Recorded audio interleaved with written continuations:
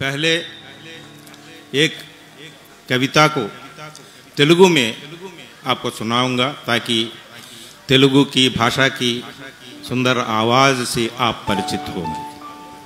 उसके बाद एक कविता उसी का हिंदी अनुवाद और एक कविता इंग्लिश अनुवाद को मैं आपको सुनाऊंगा।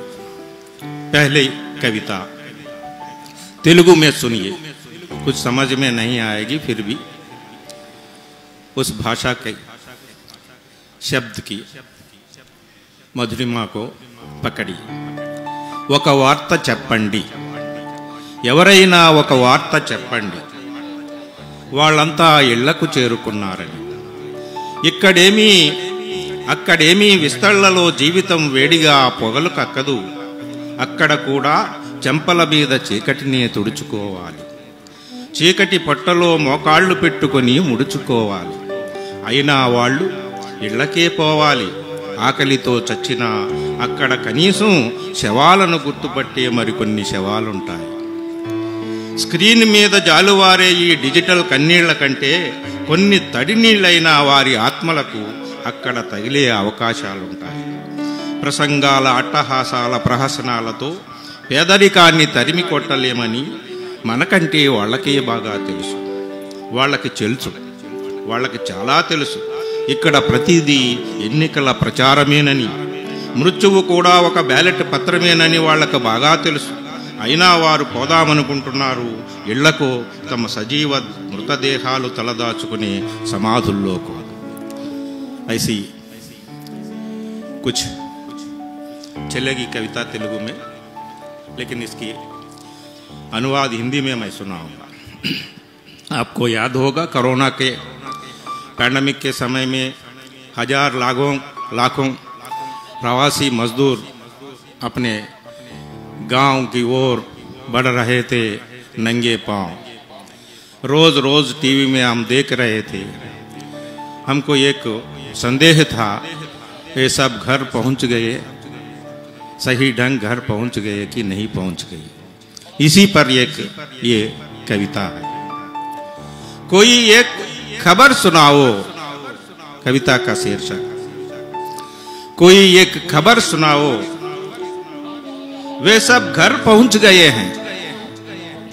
कोई एक खबर सुनाओ कि वे सब घर पहुंच गए हैं। वहां जिंदगी कोई थाली में गरम खाना नहीं है, वहां जिंदगी कोई थाली में गरम खाना नहीं है, वहां भी गाल पर जिंदगी का अंधकार पोंछना ही पड़ेगा। रात पेट में घुटने दबाकर सिकुड़ के सोना पड़ेगा, फिर भी उन्हें घर ही जाना है, चाहे भूख से मरो। वहां कम से कम लाश को पहचानने वाले कुछ और लाश होंगे। स्क्रीन पर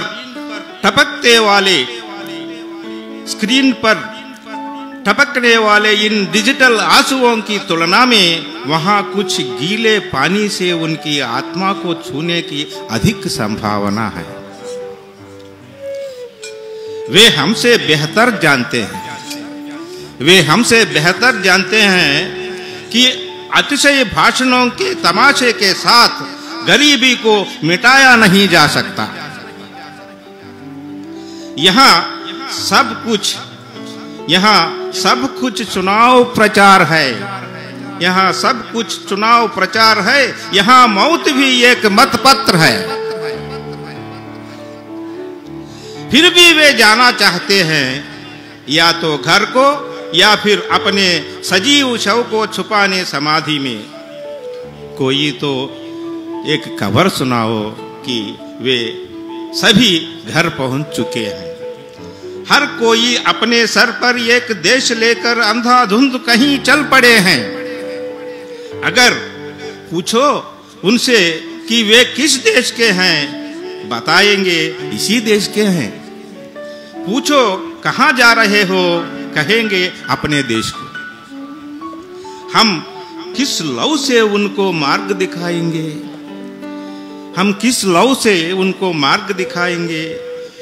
भूखे पेट आंतों को वे सैकड़ों किलोमीटर बिछाते चले गए। भूखे पेट आंतों को वे सैकड़ों किलोमीटर बिछाते चले गए, मील के पत्थरों पर खून की बिंदी लगाते हुए। मील के पत्थरों पर खून की बिंदी लगाते हुए वापस घर लौटे। वे नहीं मरेंगे, वे नहीं मरेंगे, टूटती सांसों को पकड़े रहेंगे, उनके लिए या उनके बच्चों के लिए नहीं, हमारे लिए, हमारे शहरों की रोशनी के लिए, हमारी सुख सुविधा के लिए। अकेले में भी हमें कष्ट न हो, इसलिए हमारे निर्बंधित जीवन आनंद के लिए वे किसी तरह जीवित रहेंगे, वे नहीं मरेंगे। कोई एक खबर सुनाओ, कोई एक खबर सुनाओ कि वे सब सकुशल घर पहुंच गए हैं। Thank you. एक और कविता।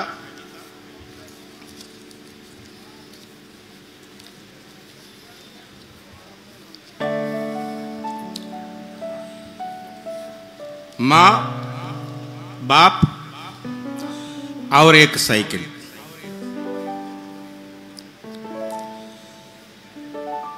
माँ और बाप में साइकिल को लेकर बहुत कुछ झगड़ा हो रहा है। 80 वर्ष के उम्र में बेटा एक कविता लिख रहा है। अच्छा होगा अगर कोई भूत आकर इस खटारा साइकिल को उठा ले जाए तो। कबाड़ी को बुलाकर इस कचरे को फेंकने को कहती, चिल्ला चिल्ला कर थक गई माँ। सवारी कर करके थक गए पापा, फिर भी क्या वो सुनेंगे? उनके अनुसार इस साइकिल के पहिए उनके लिए जीवन चक्र है। लगता है जब घंटी बजाएंगे ईश्वर स्वयं उत्तर देंगे। एक पैर पेडल पर रखकर और अपने हाथों से हैंडल को थाम जमीन पर रौंद कर जब आगे बढ़ेंगे, वो रोमांच धरती को पीछे धकेलने सा हो। जितने भी चलचित्र उन्होंने देखे हैं, जितने भी चलचित्र उन्होंने देखे हैं, उसकी बातें एक रील की भांति घूमने लगते हैं।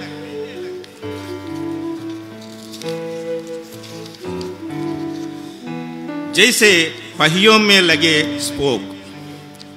वह चलता हुआ साइकिल एक मंच में परिवर्तित हो जाता है। वह चलता हुआ साइकिल एक मंच के रूप में परिवर्तित हो जाता है। उनके जीवन की अनेक अकेली यात्राओं में हरिश्चंद्र, तुलसी, जलंधर, गयोपाख्यान जैसे नाटकों से अपने पसंद के किरदार निभाते हुए वह चलता हुआ साइकिल एक मंच में परिवर्तित हो जाता है। जब पिताजी खादी के पायंचे बांध और कंधे पे दुशाल डाल तैयार होते हैं, वह साइकिल भी तैयार रहता है घंटी बजाते हुए। शरीर के अंगों के मलिन होने की चिंता हो ना हो, शरीर के अंगों के मलिन होने की चिंता हो ना हो, वह साइकिल के पुर्जों के खराब होना बर्दाश्त नहीं होंगे, बर्दाश्त नहीं करेंगे। उस पर जंग लगने नहीं देंगे, ना ही उस पर धूल जमने देंगे। साइकिल की चेन पर तेल की बूंदें डालते हुए उमड़ती घुमड़ती यादों की बूंदें भी उसके साथ घुल मिल जाती हैं। क्या हो अगर वो पत्नी जो उनके सास ने उन संग ब्याह की थी बूढ़ी हो जाए, चाहे वो अपनी पत्नी ससुराल से जो आई वो बूढ़ी हो जाए। वह साइकिल को दहेज में आया था, वह साइकिल जो दहेज में आया था अभी तक एक नई दुल्हन सी संवर कर तैयार करता है।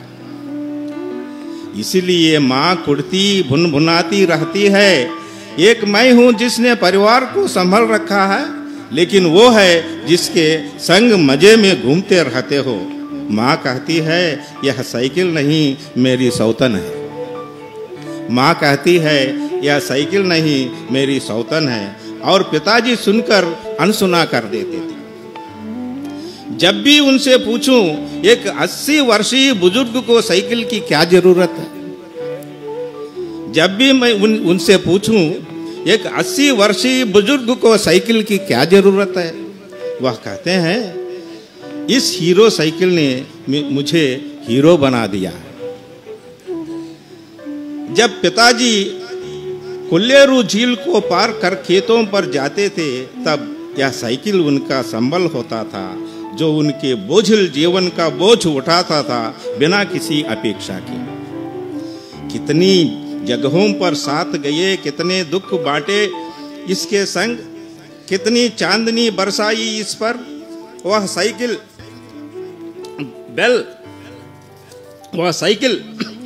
कितनी जगहों पर साथ गए, कितने दुख बांटे इसके संग, कितनी चांदनी बरसाई इस पर। वह साइकिल बोल सकता अगर, कितनी कहानियां होती उसे हमें सुनाने को। अब पिताजी बच्चे हो गए हैं जो साइकिल चलाना सीख रहे हैं। वो जिन्हें जीवन में कभी दर्द नहीं हुआ, अब साइकिल चलाते हुए गिरकर चोटिल हो रहे हैं। यह साइकिल एक देवी है जिसने मुझे धरती माँ से ज्यादा ढोया है। मुझे बताकर अपनी मूंछों को ताव देते हुए वो माँ की ओर देखते हैं। जब तक वो अपनी जलाहट नहीं निकालती, माँ के गुस्से के उबाल अभी शांत नहीं होने वाला। पाँव का सूजन, हृदय की कमजोरी, सांसों का फूलना, जोड़ों ने जवाब दे दिया है और पीठ भी झुक गई है। जब भी मैं कहता हूँ कि चलो अस्पताल चलते हैं, वो कतार नजरों से साइकिल को देखते हैं। जब भी मैं कहता हूँ कि चलो अस्पताल चलते हैं, वो कातर नजरों से साइकिल को देखते हैं। साथ चलते हुए कहते हैं, अरे बेटा सुनो, अगर मुझे कुछ हो जाए, मुझे साइकिल पर बिठाकर ही कब्रगाह ले जाना है। मुझे साइकिल पर बिठाकर ही कब्रगाह ले जाना है। शायद साइकिल ने पिताजी की आवाज सुनी ली। शायद साइकिल ने पिताजी की आवाज सुन ली। वह गिर गया जैसे किसी ने धक्का दिया हो। पिताजी उछलकर खड़े हुए और उसे स्टैंड पर लगाया। बेचारे पिताजी पीठ सीधी करने की असफल कोशिश में हैं। Thank you very much. Thank you so much, Dr. Prasada Murthy ji. And hereafter, I would like to come to Dr. Dhanil Parekh. He is representing Gujarati language and literature. I request him kindly to read out only a few of his poems.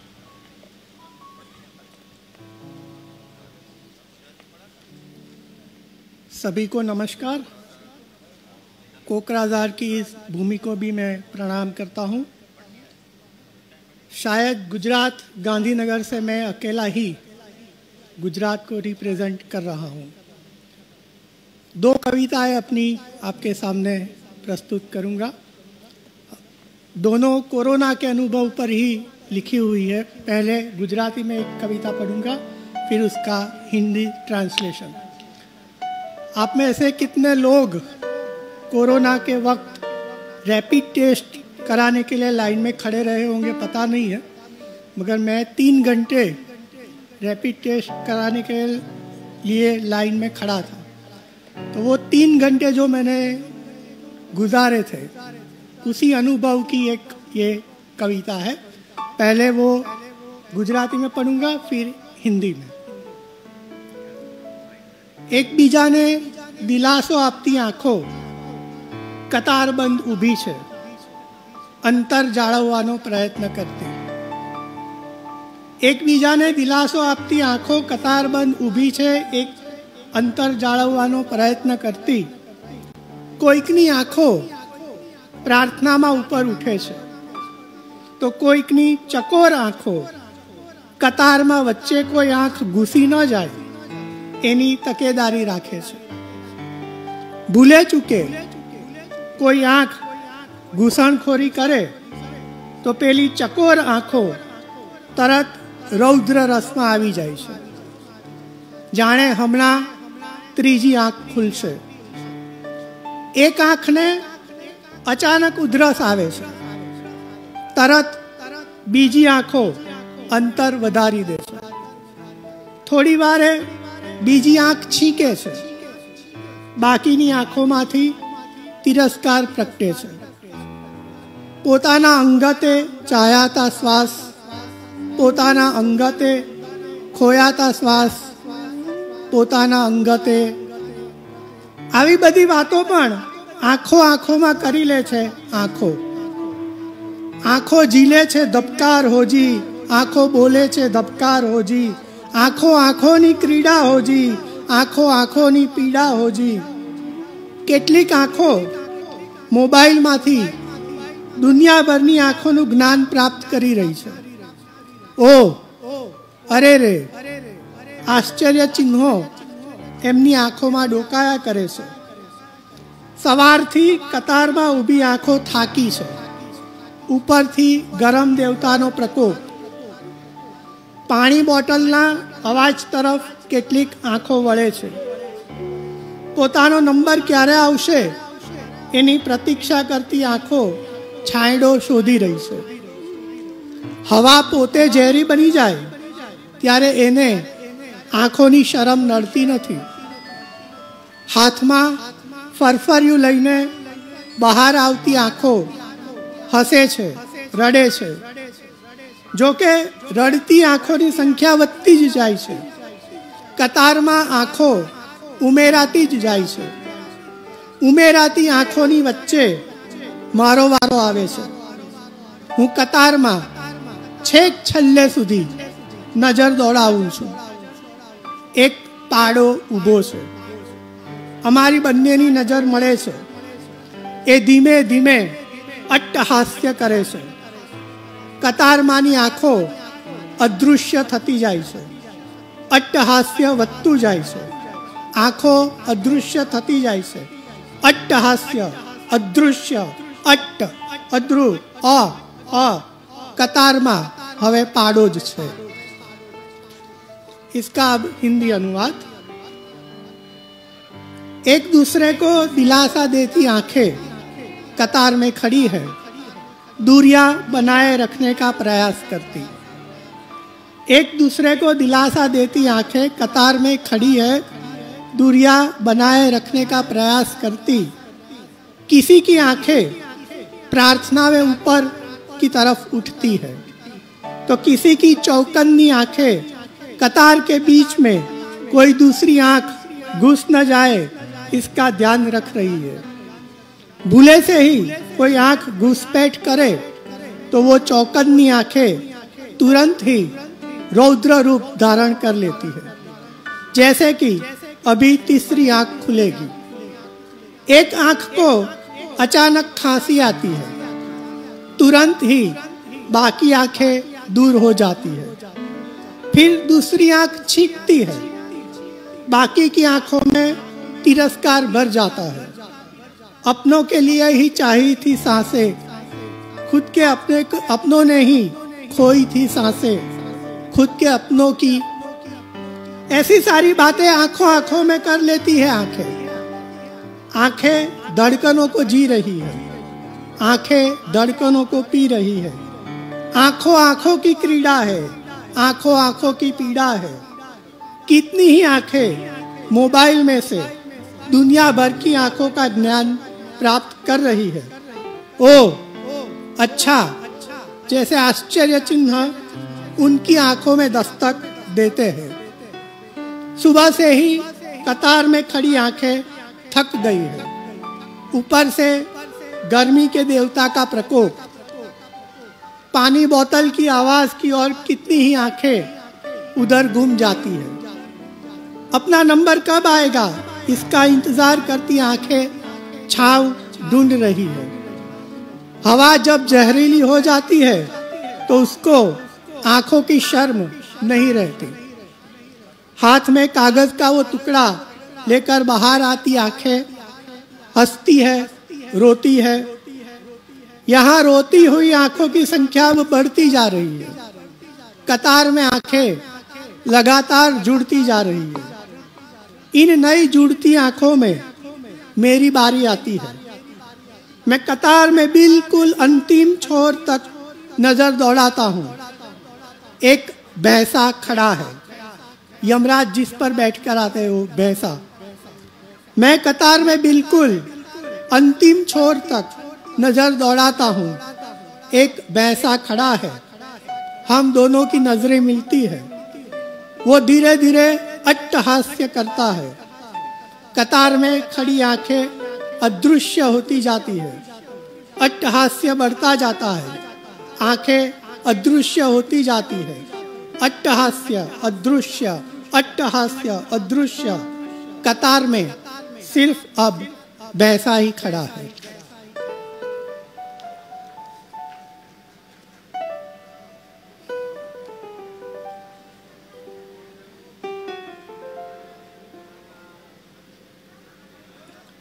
दूसरी एक कविता हिंदी में ही है, वो उसका शीर्षक भी lockdown है। जरा याद करके तो देखो, पिछली बार तुम्हारे कंधे पर किसी के स्पर्श का महल कब रचा गया था।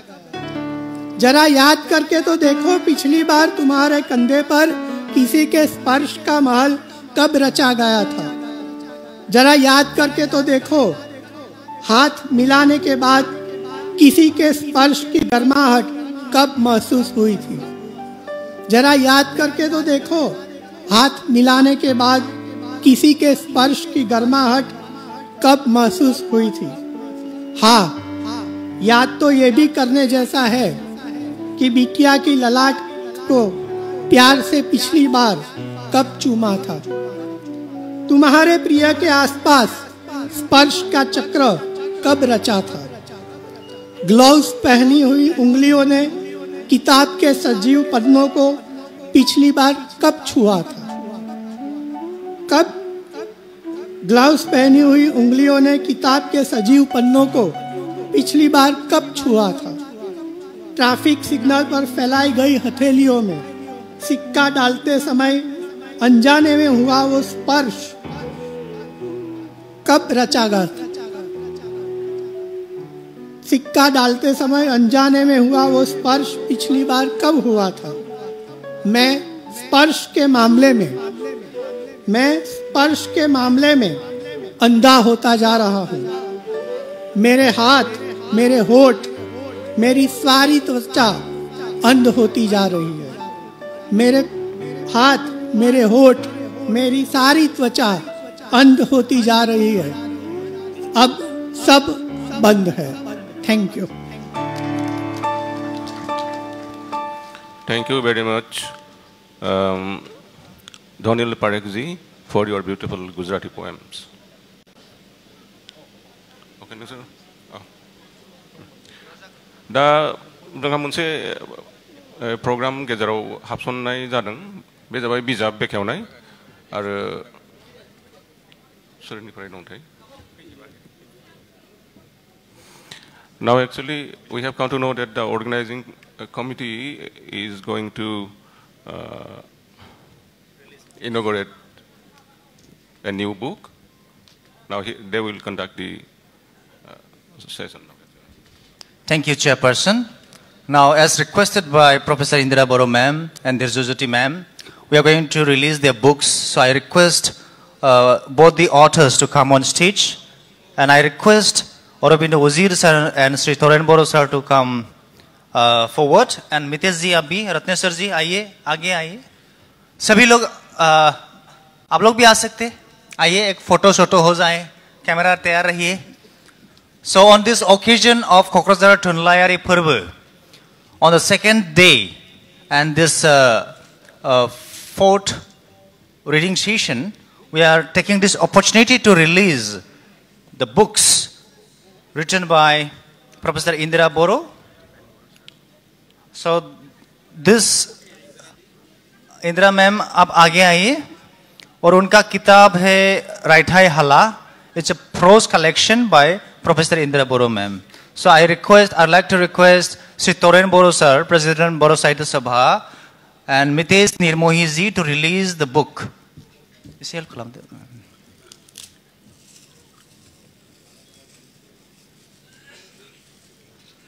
So, ladies and gentlemen, please give a big round of applause for Indira Boro ma'am for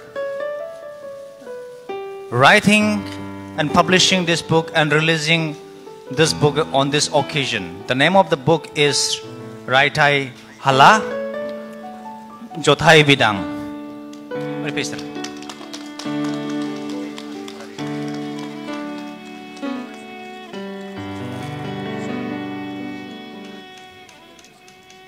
Now, congratulations, ma'am, and thank you so much, Toren Boro sir, Mitesh sir, and Aurobindo sir. Now we have another book written by a great poet of the Boro literature, Madam Drizujoti Bosumutari. The name of the book is, ma'am, please tell. Zengkli Adongarini Soyombor. Zengkli Adongarini Soyombor. The title sounds very, very interesting and exciting. Now I would like to request हीरा मीना जी, आइए आप इस किताब को release करके देंगे और आप भी आइए सर. हाँ मैम आगे आइए.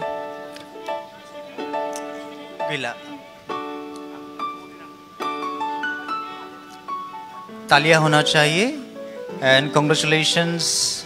Thank you Drizujoti ma'am for writing, publishing and releasing this book on the occasion of Kokrazar Literary Festival. Dekhai hotte? Right, boy never hotte.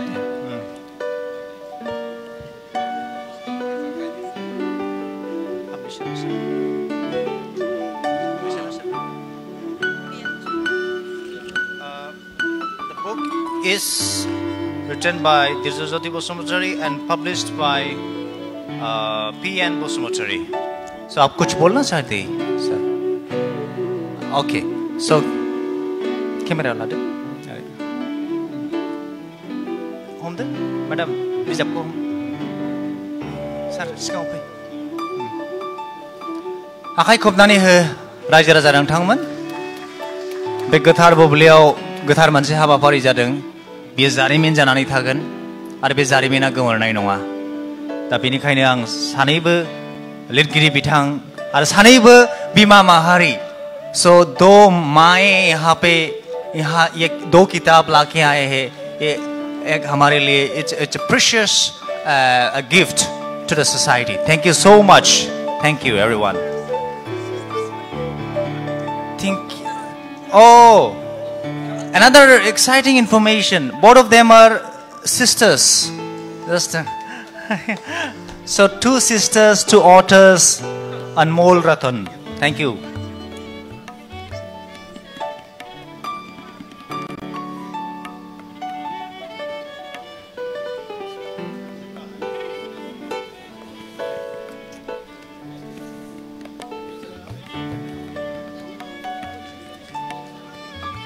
Many, many congratulations, Indira Boro and Drizujoti. Now book release is over, and hereafter I would like to come to our main program here. And now we have one Salam E. Dhar representing Khasi language and literature. Now I would like to request Mr. Dhar to recite his poem.